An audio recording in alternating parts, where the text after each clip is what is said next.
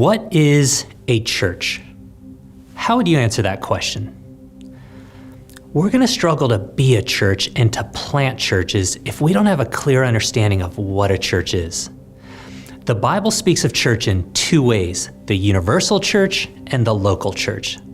The universal church is the community of all true believers for all time. Thank you, Grudem, for that definition. That's the universal church.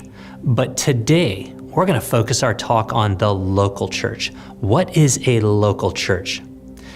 You might say, well, some people think a church is a building, but it's not. A church is people. A church is a community of Christians, followers of Jesus. Okay, great. A church is people. It's a community of people. It's a community of Christians. Then is any community of Christians a church? The Verizon Center. It's full of Christians at a worship concert. Are they a church? Pioneers, the missions agency. It's a community of Christians. Is Pioneers a church? Is Fellowship of Christian Athletes, is Crew, a church? Or to say it differently, is any community of Christians a church? No, a church is a particular kind of community of Christians who form one unified body. Take a look at 1 Corinthians 12. Let's start at verse 20. It says, "As it is, there are many parts, but one body. The eye cannot say the hand, I don't need you. Or again, the head cannot say the feet, I don't need you." So, church, as we see in that, is a particular kind of community who form one body, and all those parts live in this interdependent relationship with one another. Let's continue reading verse 26. "So if one member suffers, all the members suffer with it. And if one member is honored, all the members rejoice with it. Now you are the body of Christ and individual members of it." Wow. Did you hear that? Did you hear the emphasis on unity? The church is a particular kind of community who form one unified body. A church is a particular kind of community of Christians who form one unified body that is led by elders and served by deacons. Acts 14 tells us they appointed elders in every church. That is the norm in the Bible. The body, the local church, that's made up of many parts, many Christians, is led by spiritual elders and served by deacons. Acts 14 says, "And when they had appointed elders for them," quote, "in every church." Okay, so a church is a community of Christians who form one unified body that is led by elders and served by deacons. So then what are these elders? All right, real quick on that. Elders, pastors, are shepherd-like leaders whom Jesus entrusts with a weighty responsibility and a special authority to oversee their church family in love. They oversee their church primarily through leading and teaching and praying. Elders, pastors, they're servants. They, quote, "shepherd the flock willingly and eagerly," 1 Peter 5:2. And they care for the congregation. They care for the people in their church. That's what 1 Peter 5 is about. Quote, "shepherd the flock of God among you." And they do that primarily by, quote, leading 1 Timothy 5, praying Acts 6:4, and teaching 1 Timothy 3:2. And they do those things in deep love. Hebrews 13 says, "They are keeping watch over your souls as those who will have to give an account to God." Hebrews 13:17. Wow. Do you see what's happening here?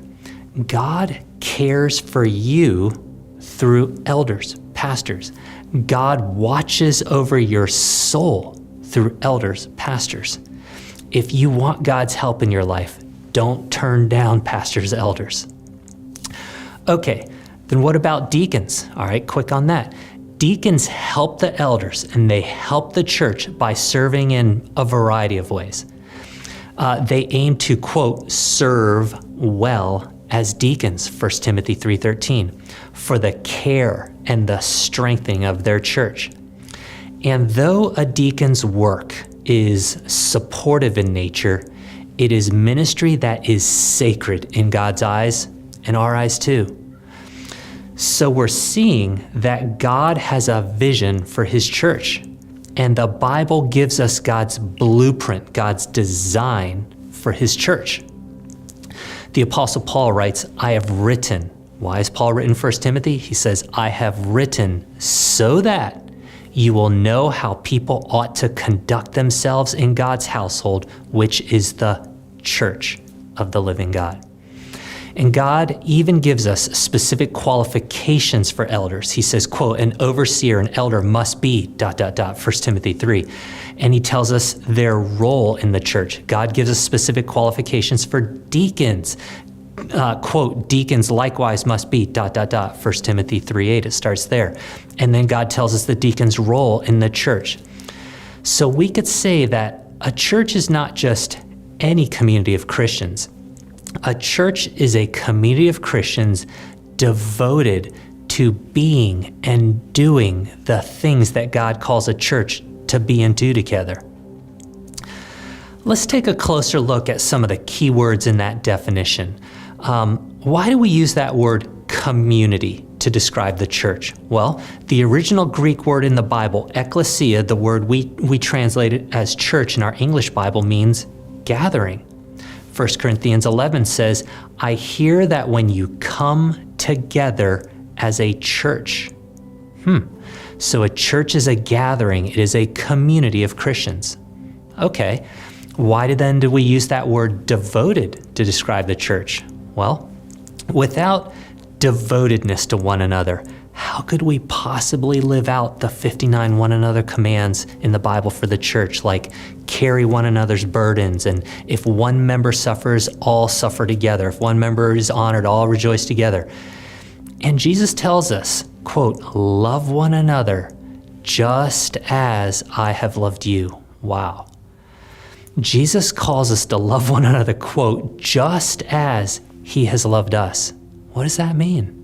It means Jesus is calling us to a deep, radical, intimate love for one another. How could we have that kind of deep, radical, intimate love for one another and caring for one another without devotedness to one another, without devotedness to this one body that we are a part of?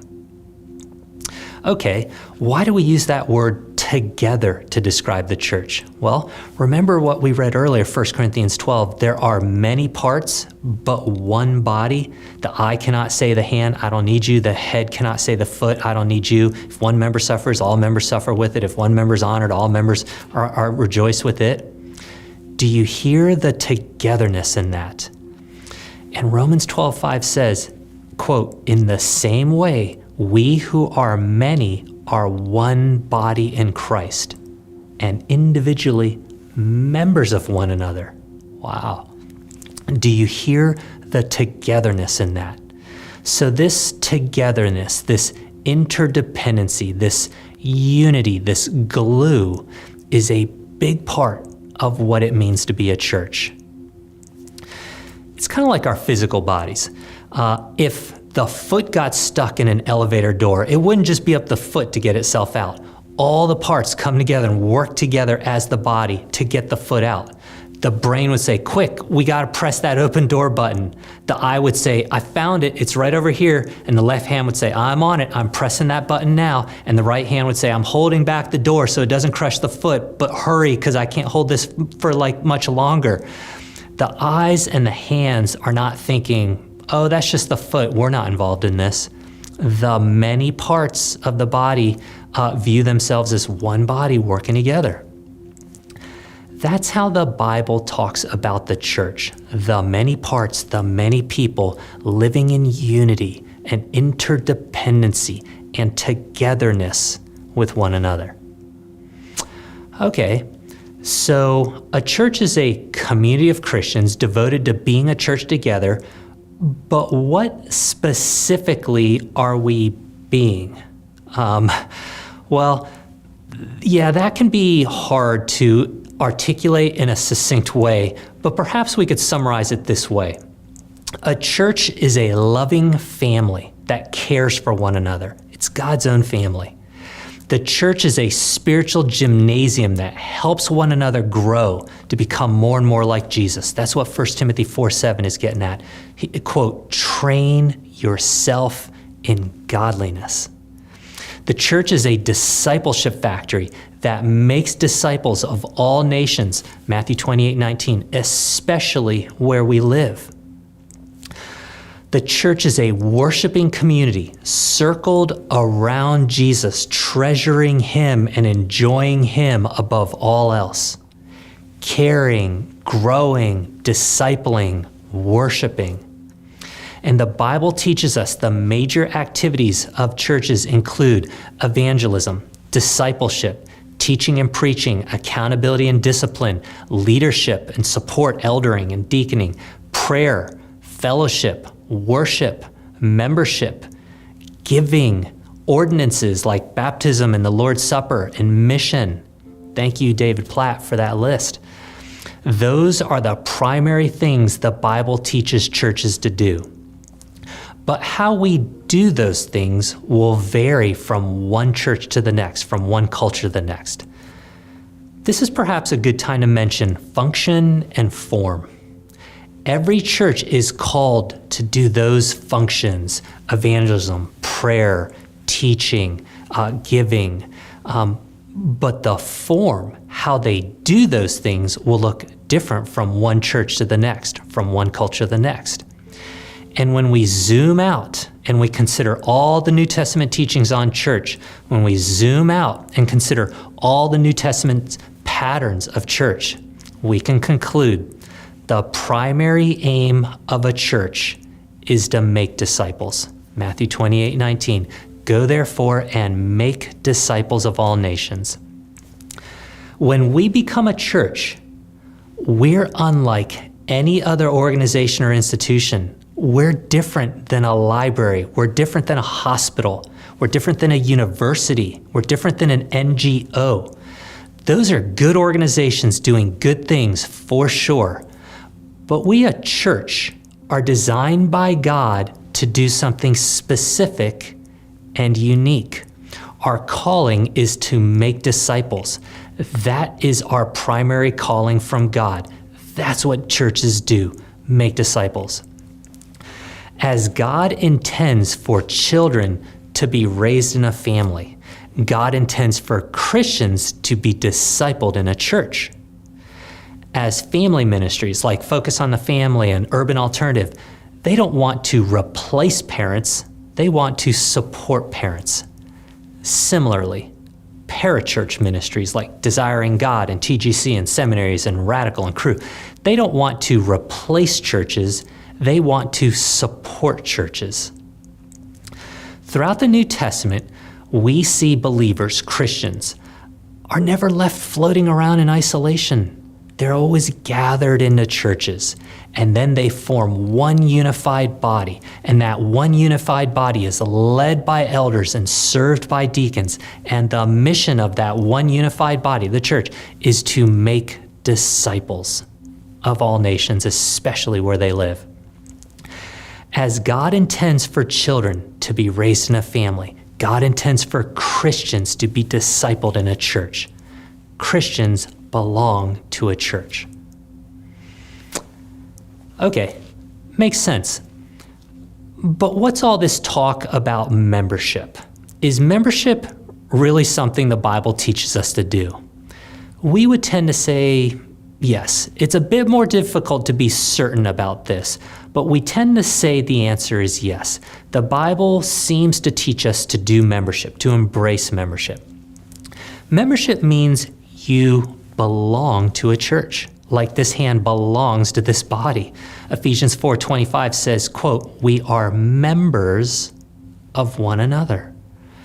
Membership calls us to think corporately, not just individualistically, meaning we're not only asking, how will this affect me? We're constantly also asking, how will this affect the other people in my church? We're not only asking, what can I do to help myself thrive? We're constantly also asking, what can I do to help the other people in my church to thrive? Membership means you take special responsibility for every member of your local church. Those are the people who God entrusts to you and to your care. Just like you take special responsibility for all the parts of your body, and just like parents take special responsibility for all the children in their family. And remember the verse we read earlier, when one part suffers, all the parts suffer together. And you know what's interesting in Paul's letter to the church in Corinth, when one of the members of the church was just in scandalous sin, Paul didn't call out the person in sin. Paul called out the members of the church because they didn't get involved to help. Why? Because they had a special responsibility to care for one another. They had a special responsibility to love one another. They had a special responsibility to help one another grow to become more and more like Jesus. You say, but aren't we supposed to love all people? Why are we talking this special responsibility talk to love and care for the people in my church? I thought that we're supposed to love all people, and we are, for sure. It's kind of like this. It's kind of like those of us who are parents. You love all children. You love all kids. And yet, you have a special responsibility to care for your kids. That's the way God has organized things through family. And the same is true of church, of local church. Yes, you're to love all people, and you have a special responsibility to care for the members of your church. That's the way God organized things, through churches. And that is the pattern we see in the New Testament. And it's even the teaching we see in 2 Thessalonians and in 1 Corinthians and in 1 Timothy and in Titus. And we could go even further to say, you don't just have a special responsibility for the members of your church. We have a special responsibility for every member of our local church. This is why Paul and Timothy are talking about, quote, the list that Timothy made of all the widows in need in his church. Why make a list, Timothy? So that no one falls through the cracks. Each of those names on the list represents a person, and they are members of Timothy's local church. The heart behind this list is kind of like this. If I babysit my friend's 4 kids, but I lose one of those kids, one of them just wanders off, I protect 3 out of the 4 children, 75%. 75% is pretty good. And yet my friend would be pretty disappointed, to say the least. I wasn't only supposed to care for the kids in the neighborhood in general ways. I was also supposed to care for these 4 kids in a special way. And if one of your kids was missing after the babysitter was done, that wouldn't work for you because you care about all your kids. You love all your kids. And that's how it is with God's children in his church. And that's what it's like in a healthy church. We love all the people in the world in general ways, in the general ways Bible teaches us, and we also love the members of our local church in a particular way, according to God's vision for his church. You say, but how am I going to care for all the members of my church, every member of my church? There's so many members in my church, so many people in my church. By cooperating with your leaders who are organizing the members of your church to work together in such a way that ensures every member is cared for. Your leaders might be organizing your church through things like small groups, or maybe it's through a central list like Timothy created in 1 Timothy 5. Or maybe it's informally. It's not a program. Rather, it's kind of through these natural discipleship and care relationships that form naturally and organically. There's so many different ways to do this.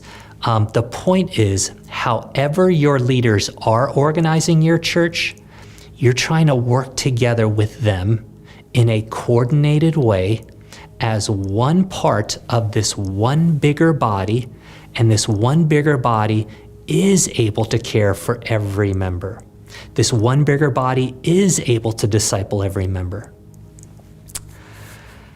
So God calls every member to submit to their leaders. As Hebrews 13 says, quote, obey your leaders and submit to them. for they are keeping watch over your souls as those who will have to give an account. And God calls every member to cooperate with one another. Ephesians 5 says, submitting to one another out of reverence for Christ. And 1 Corinthians 1 says, I appeal to you, brothers, that all of you agree and there be no divisions among you, but that you may be unified in the same mind and the same judgment. 1 Corinthians 1:12.